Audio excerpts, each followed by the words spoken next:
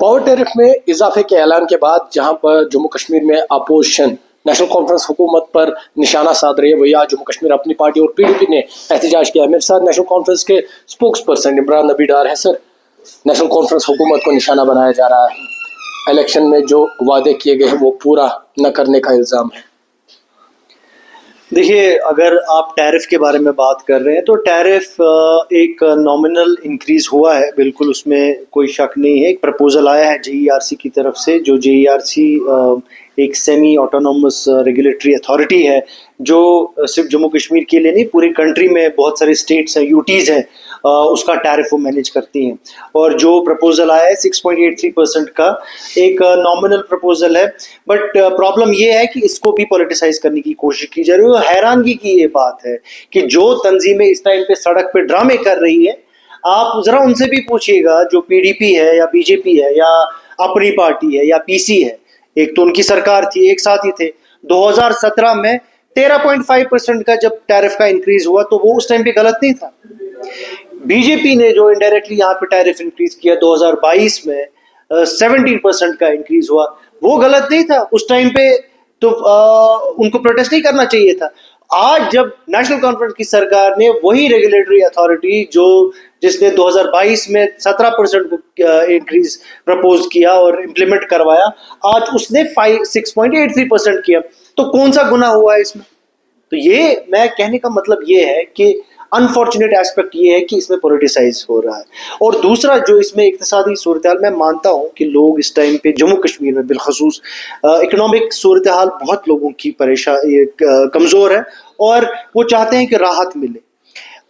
उमर साहब की सरकार कोशिश में लगी हुई है कि किस तरीके से वो यहाँ के लोगों को क्या राहत पहुँचाएंगे, और इंशाल्लाह हम वो राहत पहुँचाएंगे, वो मैं आपको यकीन से बोल रहा हूँ। लेकिन ये जो टैरिफ्स इंक्रीज होने, ये पहली बार नहीं हुआ, आपको भी पता है ना, इससे पहले भी हुए हैं, इसके बाद भी होंगे ये tariffs increase. So this is normal process हर किसी स्टेट में। हालांकि अगर आप चेक करोगे जो हमारे यूनिट कॉस्ट हैं, अगर आप जो हमारे नॉर्दर्न स्टेट्स हैं उनके साथ कंपेयर करोगे, we are at the lowest. Jammu Kashmir का सबसे कम है, और ये जो इंक्रीज है ये तो फिर 13% और 17% जो इन्होंने टैरिफ प्रपोज किया था और जो इम्प्लीमेंट भी करवाया, उससे तो बहुत कम है ये। तो मुझे नहीं लगता है कि ये इतना असर जो सार्फिन है उस पर पड़ेगा, और खासकर जो डोमेस्टिक कंज्यूमर्स है उसमें भी थोड़ी कम होगी। और दूसरा, क्यूमुलेटिव फिगर, ये सीधे डायरेक्टली जो आपकी बिल आती है, ये सीधे डायरेक्ट क्यूमुलेटिव इंक्रीज नहीं होगा, ये डिपेंड करेगा कि जितने आप यूनिट्स खर्चते हैं उस पर डिपेंड करेगा। बिल्कुल, आपने कहा कि जो पहली मर्तबा ऐसा नहीं हुआ है। नेशनल कॉन्फ्रेंस हुकूमत के वादे थे इलेक्शन मैनिफेस्टो में 200 यूनिट बिजली फ्री, वो, और उसके बाद क्योंकि कई तरह की बातें थी, मीटर नहीं लगाने देंगे, लेकिन मीटर लग गए। अब आप कह रहे हैं कि टैरिफ बढ़ा है, लेकिन आपको नहीं लगता है कि उस बात को लेकर आप जो अपना टैरिफ है इसको छुपाने की कोशिश कर रहे हैं? बिल्कुल भी नहीं, आपकी बात से मैं मुत्तफिक नहीं हूँ कि पहले हमने कभी ये नहीं बोला था कि हम मीटर्स नहीं लगवाएंगे। कहीं पर हमारी तरफ से ऐसा कोई स्टेटमेंट नहीं आया। हमने ये बोला सही में कि हम लोगों को राहत पहुंचाएंगे थ्रू जो हम उनको सब्सिडाइज्ड इलेक्ट्रिसिटी देंगे, बिल्कुल 200 यूनिट की बात बिल्कुल हमने की थी, और इंशाल्लाह हम उसके लिए भी गामजन है। वो हम कोशिश करेंगे कि लोगों को वो राहत मिले। लेकिन आप ये भी देखिए ना कि कॉन्टेक्स्ट भी है। उस टाइम पे जब हमने एक मैनिफेस्टो बनाया और एक कॉन्टेक्स्ट में बनाया, कॉन्टेक्स्ट क्या था? जो हमसे वादे किए गए थे। एक छोटे इंसान ने नहीं, हिंदुस्तान के प्राइम मिनिस्टर ने, होम मिनिस्टर ने तो एक बार नहीं 3 बार बोला, और on the floor of the parliament बोला कि 3 चीजें होनी है। पहले डिलिमिटेशन होगा, उसके बाद इलेक्शन होगा, उसके बाद स्टेटहुड दिया जाएगा।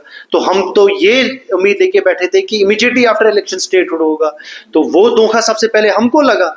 और जो उमर साहब इक़दाम उठाना चाहते थे स्टेटहुड में, वो यूटी में नहीं हो रहे हैं, ये आपको समझना पड़ेगा। आप जे.एंड.के रीऑर्गेनाइजेशन एक्ट पढ़िए, या तो वो तंजीमें जो इस टाइम पे सड़कों पे निकल रही हैं, या तो वो ये पढ़ नहीं रही है जे.एंड.के रीऑर्गेनाइजेशन एक्ट। हम तो मुसीबत में फंसे हुए। जब हम जंतर मंतर गए, हम क्यों ये सब चीजें लेके गए? 2 साल तक हम परेशान है, बीजेपी स्टेटहुड नहीं दे रही है, और हम बार बार उनको बोल रहे हैं कि आप अपनी ही कमिटमेंट को पूरा करिए ना। अब मुतालबा हो रहा है ये जो ये ऑर्डर है इसको बंद करना चाहिए, इसको वापस करना चाहिए? और दूसरा, किस तरह से आप लोगों को राहत देंगे, क्योंकि आपने कहा कि स्टेट न होने की वजह से प्रॉब्लम हो रही है, कोई काम नहीं हो पा रहा है। एग्जैक्टली देखिए, ये प्रपोजल भी है, जेईआरसी ने प्रपोजल भी दिया है, इस पे अब हुकूमत भी देखेगी किस तरीके से उसको इम्प्लीमेंट करना है, क्या करना है। और मैंने आपके सामने फैक्ट्स रखे, फैक्ट्स ताकि लोगों को पता लगे कि व्हाट आर द फैक्ट्स, कि ये जो इंक्रीज है ये कोई नई बात नहीं है, पहले भी उन्होंने प्रपोज किया था। इनफैक्ट उन्होंने 2025 में प्रपोज किया था, वो लागू नहीं हुआ। 2024 में भी प्रपोज किया था, वो भी लागू नहीं हुआ। 2023 में भी लागू नहीं हुआ। लास्ट प्रपोज जो इंक्रीज हुआ है वो 2022 में हुआ है, जो मैंने आपको बोला 17%, जो इनडायरेक्टली बीजेपी ने किया।